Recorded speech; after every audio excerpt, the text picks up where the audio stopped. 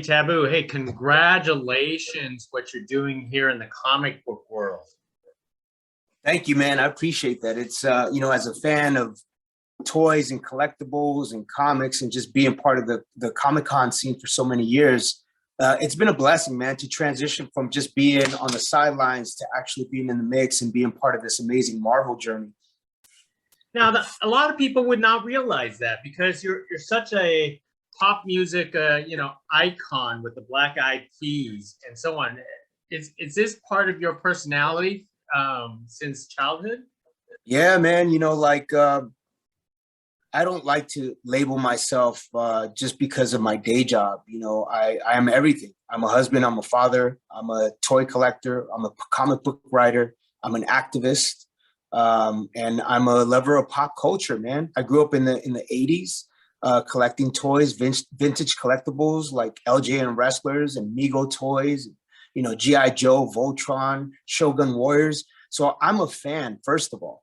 And so it was a natural transition to actually embrace the fact that, I got a huge opportunity to be part of this Marvel universe. And I'm humbled by it because it could have been anybody.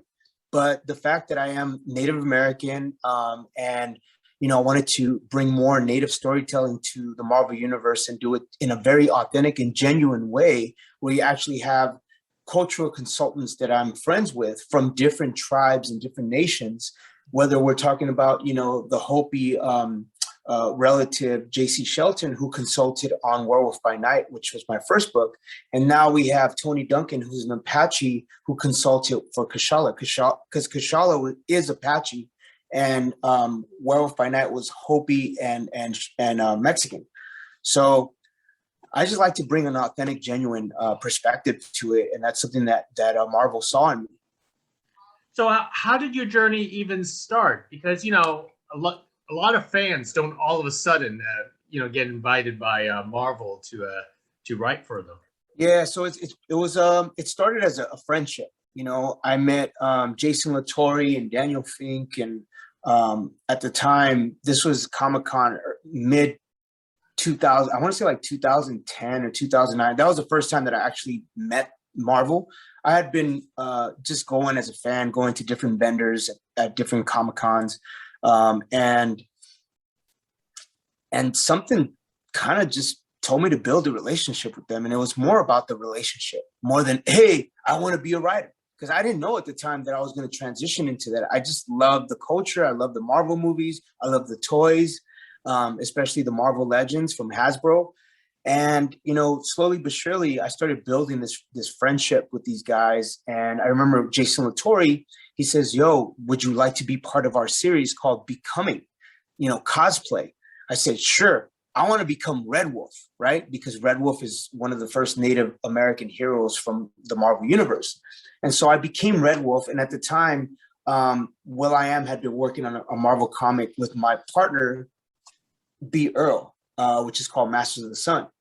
And they didn't have a home for it. So I said, hey, why don't I reach out to my people at Marvel? And I remember will.i.am was like, Marvel's not going to want to do something with us. I said, dude, hold on. Trust me, I got this. So I reached out to Marvel. We put a meeting together and we did a collaboration between Black Eyed Pea's IP, which is Masters of the Sun, and Marvel.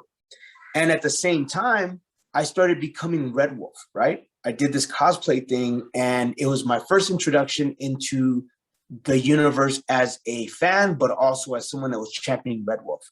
So from that point on, I remember a couple months later, Joe Quesada asked me to be part of Storyboards. It was a Marvel show called Storyboards. And I went to do this interview with Joey Q. And I told him, Joey Q, I'm really passionate about Red Wolf. I want to do something with Red Wolf. And he's like, dude, when the time presents itself, it's going to be big for you. So then I remember that day in New York, Jason Latore's like, why don't you come to the showroom and meet the rest of the Marvel family? So I went to the showroom, and that's when I met Tom B. and CB Cebulski. And these guys are my godfathers now because they were like, yo, nice to meet you. Great music, da da da. So it's more about the music, but I was there as a fan, like, hey guys, I want to do something with Red Wolf. And Tom was like, hey, we actually have this thing where we have different artists and fans and, you know, people that just want to contribute, where they do a one sheet for a muse that they pick for this thing called Marvel 1000. So I was like, yo, I want to do Red Wolf. They're like, you could choose whoever you want to have as your illustrator, your artist. I said, I got to have my brother, my Native American brother, Jeffrey Varegi, to do this one sheet with me, this one shot. And so B. Earl, my partner, who became my partner after Master of the Sun, I was like, yo, we got this opportunity to write for Marvel. So we got to come up with a cool one story about Red Wolf.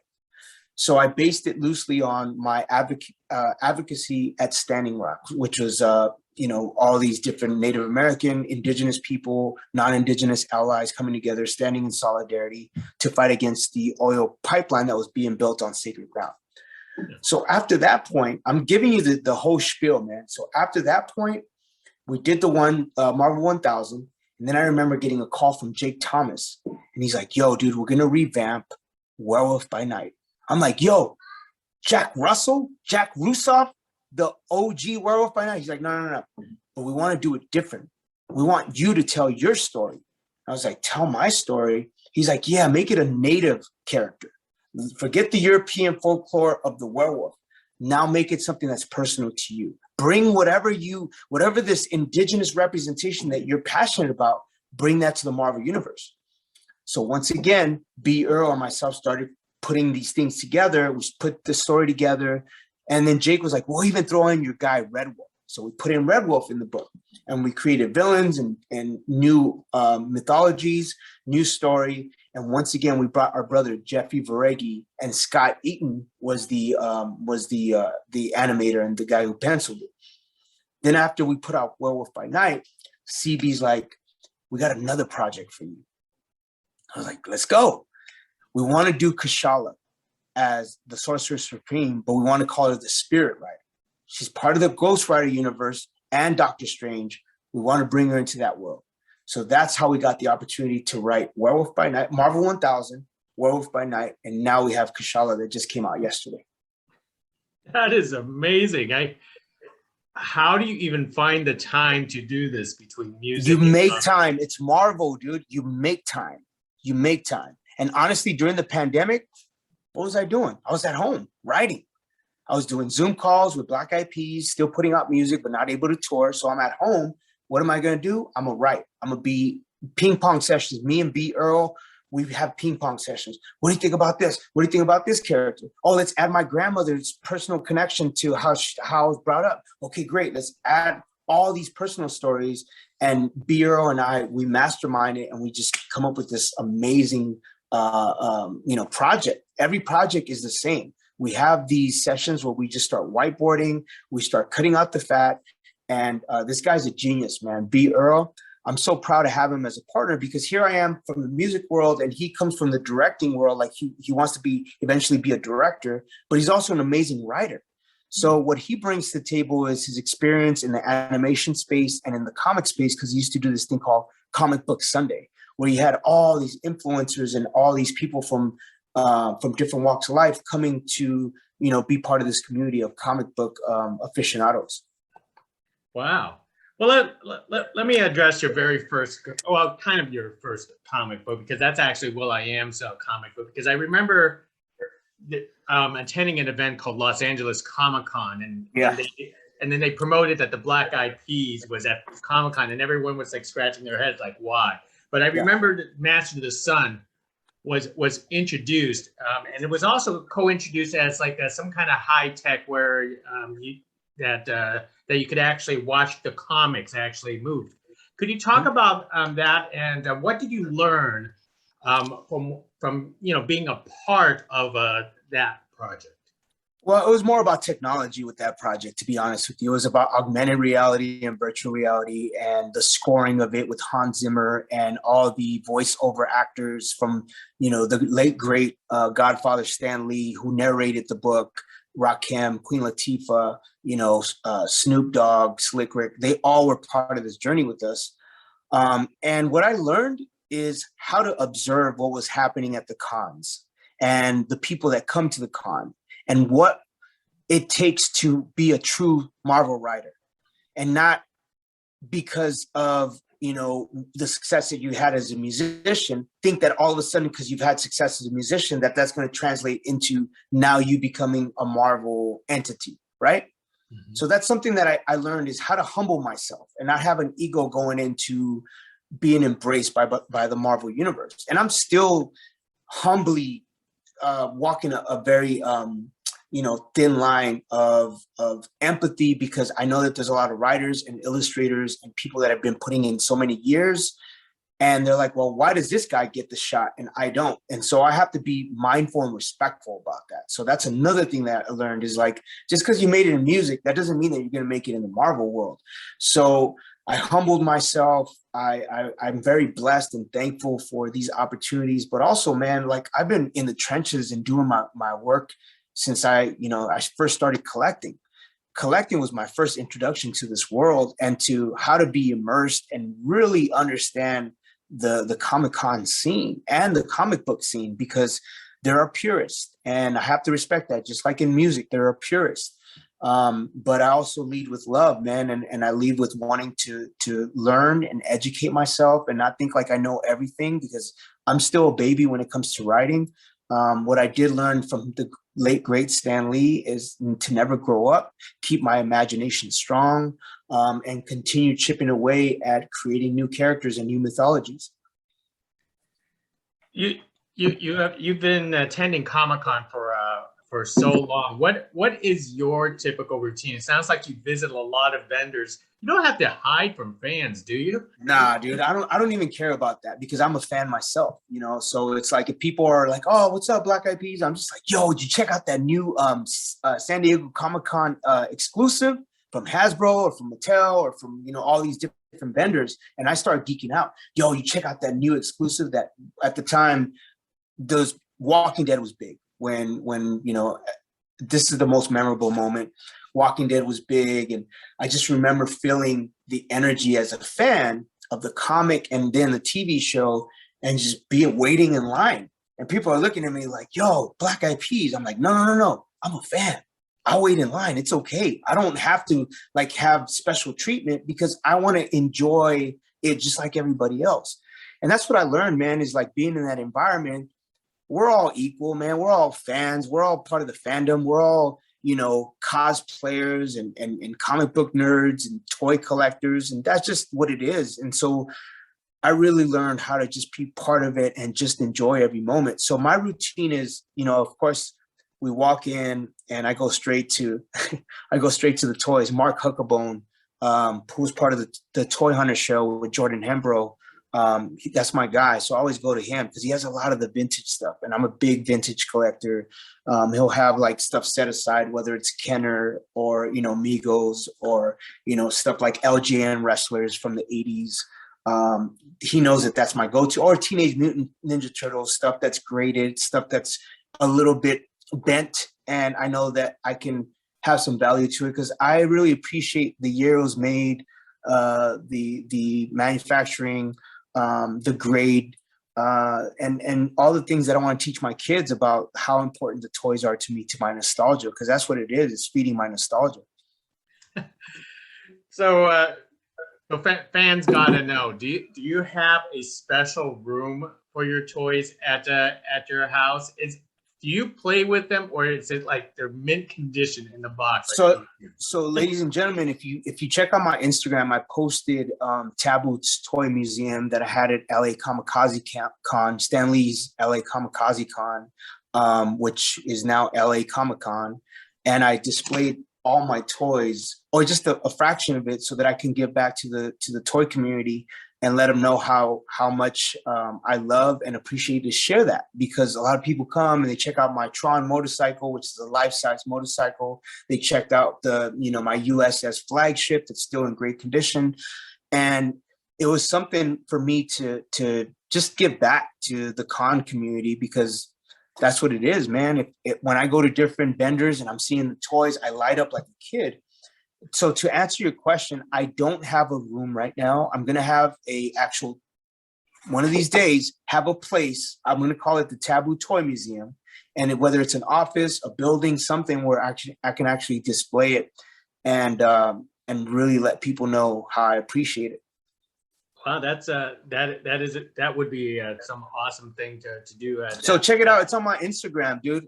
It's on Taboo at Taboo on my IG. I actually posted it maybe like a week ago to show the appreciation for all the people that love toys and collectibles and comics. That is great. We will definitely check that out. And your relationship with your kids, do you introduce them into this world too? I do. You know, today I was listening to a podcast about toys, figures, and collectibles, and my kids are listening with me, and I'm telling them, you know, about the different eras and how, you know, exports or toys from different countries are one-offs. Like, for example, the Japanese Spider-Man, which is Amigo toy specifically for Japan, and it comes in Japanese lettering, and it's exclusive for Japan. And so they changed the storyline. It wasn't Peter Parker in Japan. It was somebody totally different. So it was cool to educate my kids about that as well. It's like, you know, in the States, we had Peter Parker, but Marvel had licensed out the Spider-Man franchise to create their own version of Spider-Man with this amazing robot that is, it accompanies the actual action figure. So my kids were just like, what? Japan, they actually did their own version of Spider-Man. So it's sharing that information, geeking out, and just being as candid and transparent about what the stuff that I loved growing up. Because they might be like, oh, this is not a cool action figure. It doesn't have the same type of motion that my action figures have, but it's a cool like connection of learning from the past and seeing what my kids are into and then educating them as well. Wow, I am so glad that this is a great connection with your kids too. So that is terrific. I mean, dude, like I live my life through my kids, and whatever they're passionate about, I'm passionate too, because I want to be one of those parents that actually empowers their creativity, their passions, their loves, their likes. Because growing up, it's like my mom was too busy. She was working.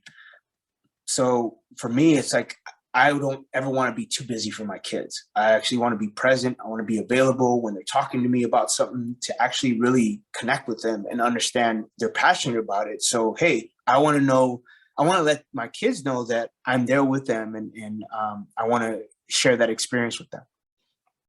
Now let's get on to your personal first project was Werewolf by Night. When you got that call to actually do it, what was going through your head? Like, were you trying to think like, what kind of stories should I actually come up with, especially trying to create the character of Jake Gomez? Yeah. So, you know, my name is Jimmy Gomez. Jake Gomez is just the inspiration for me as a person.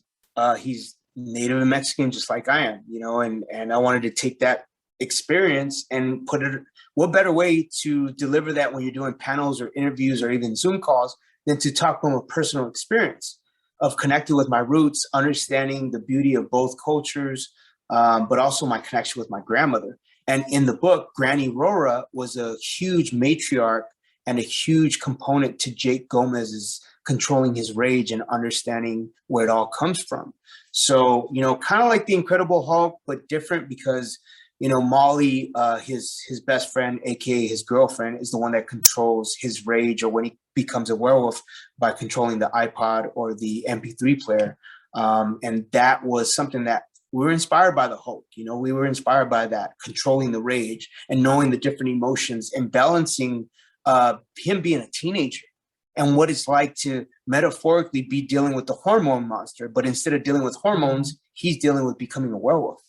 And like I told you earlier, I didn't want to romanticize the European werewolf with native folklore. So what I did is I made the native curse come from his father's side, who happens to be Mexican, who was cursed by a Mexican curse in Mexico, in Tulum.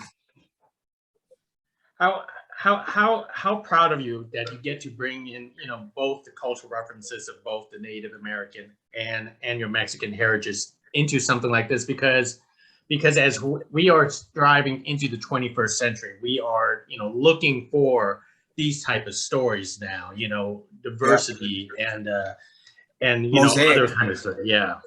The mosaic of culture, as I call it. You know, one of my favorite things about Marvel right now is, you know, characters like Shang-Chi and Black Panther, how they showed that heroes without capes that come from different walks of life, different ethnic backgrounds, can also be respected and appreciated and held with a high regard as much as Iron Man and as much as Captain America and these heroes that, you know, until the movies, they didn't really have that type of claim to fame until, you know, until Robert Downey Jr. put on that Iron Man suit. That's when Iron Man became like a household name. His folklore and his brand was not as big as it became after the MCU took that to the next level. My point is that having different heroes that look just like you and look just like me, represented on the big screen as action figures and comics, that is changing the narrative. And if Marvel is open to that discussion and bringing different nationalities and different artists and writers to represent this mosaic, like, let's do that, man. Let's appreciate that, because we could have a cultural exchange. Just like when I watched Black Panther and I saw the beauty of African and African American representation on the big screen. I'm not African or African American, but I understood as a native or as a person of color, knowing what it means to have that representation and to inspire other cultures and nationalities to think that we can one day have a hero that looks just like us on the big screen. But we're getting very close. Miles Morales is Morales. It's going to be the talk of you know, the next Marvel hero, most definitely. And I'm sure that day will come that we will get a Native American one. Well, you're probably cheering for Red Wolf, right?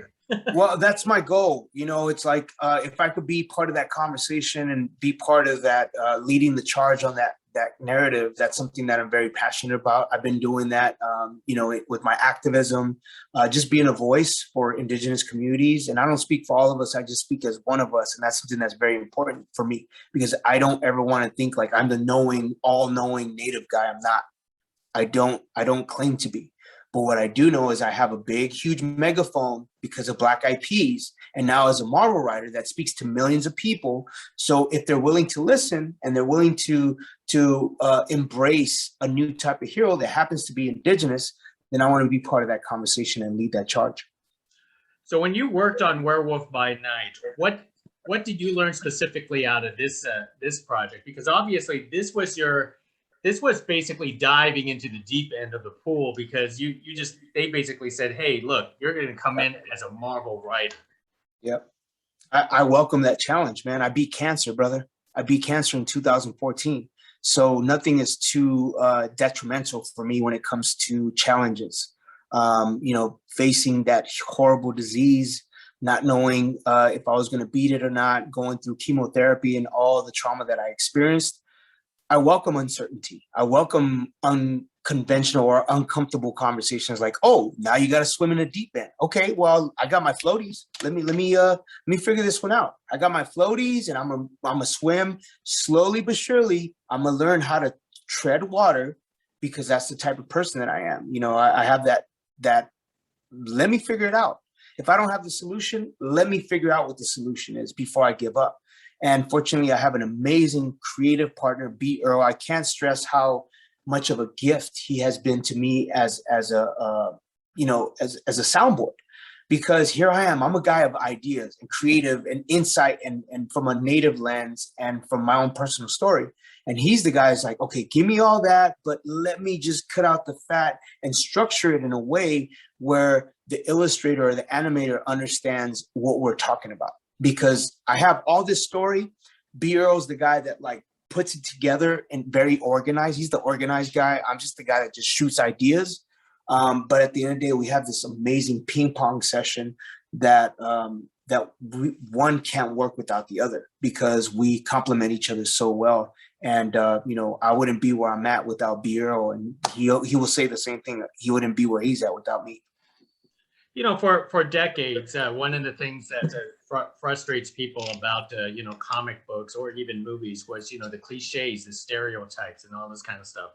Being a head writer like this, did you feel empowered that you get to basically remove and erase Yes. all of that out of the comic book world? Yeah, man. Like it's so important, dude. Like being connected to Indian country or to indigenous communities on the ground level and being really respected as a voice that brings genuine and authentic representation in whatever medium it is. It was important for me to acknowledge those stereotypes that I've been in the past, especially with Red Wolf, on how stereotypical and very it was a little alarming that he hadn't evolved from like the war paint and the regalia and very old school Hollywood perspectives of what Native people are. And I modernized Jake Gomez. I modernized Granny Rora being on the Hopi Res. I modernized Red Wolf. Red Wolf, it was just an extension of my love for Billy from Predator. When I saw Billy from Predator, I was like, yo, this guy's muscular and he's got this like tactical gear, like he was in the jungle with Arnold Schwarzenegger. And then Billy pulls out that big knife. Do you remember that scene in Predator? I do. Yeah. And so I said, I told Benny, I said, Benny, let's make Red Wolf not like the old school Red Wolf. Let's revamp him to look a little bit like Billy and look like a badass dude and not look like so stereotyped, and give him a modern day like elder, but the type of elder that'll kick your butt if you mess with them. So we gave him that vibe. We gave him a little bit of the Billy Jack 80s Tom Laughlin character. But most of all, we wanted to modernize him and give him a more personal touch. And so that's why Red Wolf does not look like anything in the past. Wow, that is terrific. I actually enjoy that tremendously.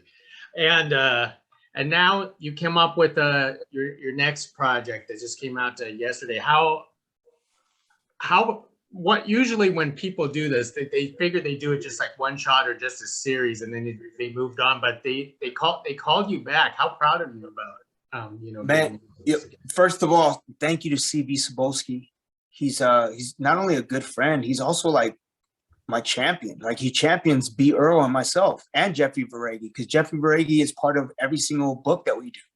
And he's recovering right now. So I just want to let all the Jeffrey Veregi fans know that he called me during the weekend. He went through a hard time the last 4 weeks being in the hospital, but he's doing better now. He can't wait to get back to work. He's going to take some time to heal.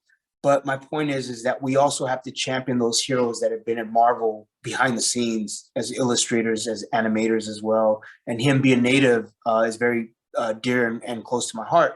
So when we got the call to do Kashala from CB and Sarah Brunstad, our editor, it was like, man, we get to work with the matriarch from the Marvel Universe, and she's Apache? Wait a minute. Oh, I have a daughter that needs to be inspired by like the Danielle or Danny Moonstars, right? Moonstar is a big, huge character that my daughter is inspired by. We just got her the action figure, and now we have Kashala. So taking on that was just a reflection of my love and appreciation for not only my grandmother as my matriarch, my wife and my daughter as matriarchs. So we took on that. And then we put in Johnny Blaze, the Ghost Rider, and then we brought in Doctor Strange. And so to have all these different worlds and heroes intersect in one comic, one shot, it was a dream come true. And then the fact that we put a Leviathan, a crazy, what do you call it? The God planet, some crazy God planet that's from millions and millions of miles away, and Kashala just eventually just swallows it. Like it's just like a Reese's Pieces or something. She just swallows it and makes it, look effortless. And that's the power that she is, because she's a sorceress supreme, but she's also a spirit rider or a new version of a ghost rider. Now, since you have the taste of this side of the business, is this going to be permanent for you, or yes, sir? Or are you just going to just dabble it like it's some kind of no. This is my act 2, man. I'm writer, I'm a producer, I'm a creative, creating animation, creating feature film. Like, I love it, dude. I'm telling you, being a toy collector, a fan of going to Comic-Con and seeing the vibe and the energy, it just led me down this direction, kind of like the late, great Kobe Bryant, rest in peace. He started as a basketball player and just evolved because of his kids into a writer and a creator of documentaries. And eventually he was going to start making movies because of his daughters. And he was inspired by them as leaders, and eventually, Gigi going to the WNBA. So that idea of being a girl dad inspired me to create content, not only for my sons, but also for my daughter. So now all of this is done. So what's next in the comic book world for you? Because I know you're touring pretty soon. We're not touring pretty soon, fortunately, because of the pandemic and the new variant. So we're trying to be as cautious and very respectful and mindful about touring. A lot of promoters are not ready to open up the floodgates. There's certain, like Lollapalooza and Rolling Hard or Rolling Loud, they did it, but a lot of our stuff is overseas, and overseas is a little bit more of a mandate. Just like at the Olympics, man, they didn't have people in the audience. So we just have to be mindful, maybe 2022. But for right now, we're working on a new project for Marvel, which if you look at the back of the book, it'll let you know a little hint on what's coming next. And then we have some animation that we're working with Cartoon Network, and we have a production deal with Gaumont, which is a French studio that does a lot of major movies and also shows that are on Netflix, like Narcos. But we're in the kids space, part of Gaumont. And then we have a feature film that I'm working on with B. Earl and a World Build, which is a production company. And we're pitching that at the moment. So we're keeping our fingers crossed on trying to sell one of these shows. And then also the Cartoon Network show that we're developing is going to come out really soon. I am amazed with your ambition. That is terrific. I'm hungry, man. I'm hungry. I'm a student. I'm hungry and I'm passionate. And I found my act too. I love my day job as a Black Eyed Pea. It's great. It's awesome. I love being in the music industry. But what else? What else do you have? And I found my passion and my love as a Marvel writer, as a creative, as one half of Skyview Way with my partner B. Earl. We're going to continue making great content for the years to come for our kids and for kids and families around the world, because that's what it is. Black Eyed Peas isn't necessarily for my kids. I don't make Black Eyed Peas is not a kid-fueled engine. There's family songs where kids will sing it with their families, but Black Eyed Peas as a brand, it's not specifically marketed for kids. But what I'm doing with my Act 2 is I'm reinventing that conversation and making sure that I also facilitate my reality as being a father. One last thought before I let you go. I know it's taken a lot of your time already, Taboo. Is since now you're a creator, and I know you're going to give me a very humble answer. Do you feel more as a creator, or you still feel more like a fan? Both, man. Both. I will always be a fan, dude. To this day, I'm still looking for, I want the G.I. Joe Terror Dome. I'm looking for that. That's like, as a fan, I'm looking for that piece. So hopefully we can get one of the Comic-Cons, because that's really where I do a lot of my toy buying or my toy exchanging or toy observing.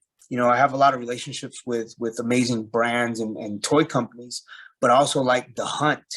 Like when you go digging in the crates for vinyl, like people that collect vinyl, I'm the same way with toys.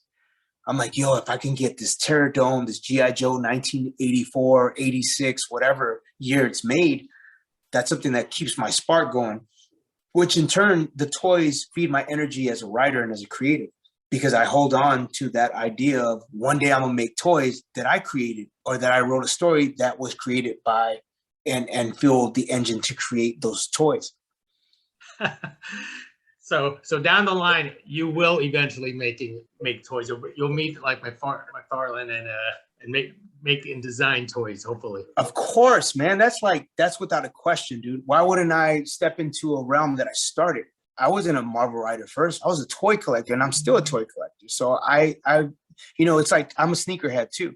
I got the opportunity to design sneakers in the past with Nike N7 and with Jump. So why not continue the idea of, I know what I like to see with the action figures. I know what I would want to implement and how I would like my DNA to be part of the narrative of the action figures or the toys or the vehicles that come along with them.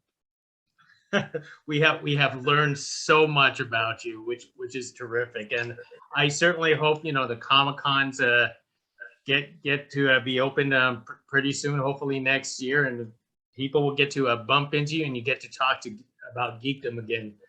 Yeah, man. I want to take time to thank Jessica Sang for first of all, she gave me an opportunity to speak on a panel about Native American representation in the comic and collectible space.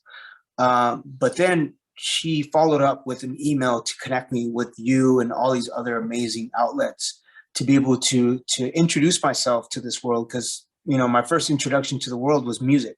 So now reintroducing myself as a fan, as a toy nerd, as a geek, as a writer, as a creative, I'm here to stay, man. And I'm going to walk a very mindful path, because I know there's a lot of landmines. I'm not trying to step on landmines. I want to continue growing and growing this business, and eventually have, our own studios, have our own toy company, have our own collectible spot, a comic book shop, like all that stuff that we're passionate about, B. Earl and myself, because I speak for B. Earl as well, because we are like-minded spirits.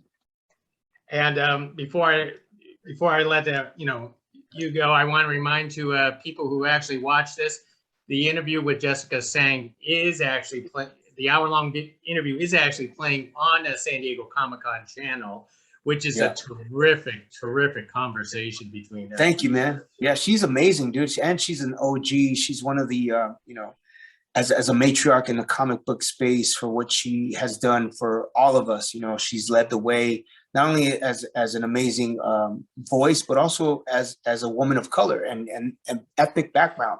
Being in this world where it's a male-driven type of place, we have to champion our women as well. We have to champion the matriarch that is bringing her perspective and her knowledge and her wisdom as a fan as well. That is great. And I also know you like social media. You want to go ahead and plug all that in, because I know you plugged in your Instagram a couple of times. Yeah, well, the only reason I did that is because I want folks to understand the love that I have for comics and toys, and that's what it's about. It's not really about to show my pecs or to show my latest fashion. It's about, showing the love that I have for toys and collectibles and comics, and so that people get to know me as a person, not as a Black Eyed Pea, because that's what's important to me. It's like, I'm not trying to promote anything. It's not about promoting. It's about like acknowledging and showing the love for what I collect and like-minded collectors and comic book nerds. So my IG is at Taboo, at TABOO, and then my Twitter is TabBEP, TABBEP. So thank you guys, and thank you so much for this opportunity to speak about toys, collectibles, and comics. No, thank you, Taboo. Thank you for opening up to all of us more about you and to the eyes of the world of toys and collectibles. And hopefully one day I will get to sit down with you and we get to do this in person at a Comic-Con or something. Yes, sir, man. It's an honor. Thank you so much. I appreciate your time. Hey, thank you. Bye now. All right.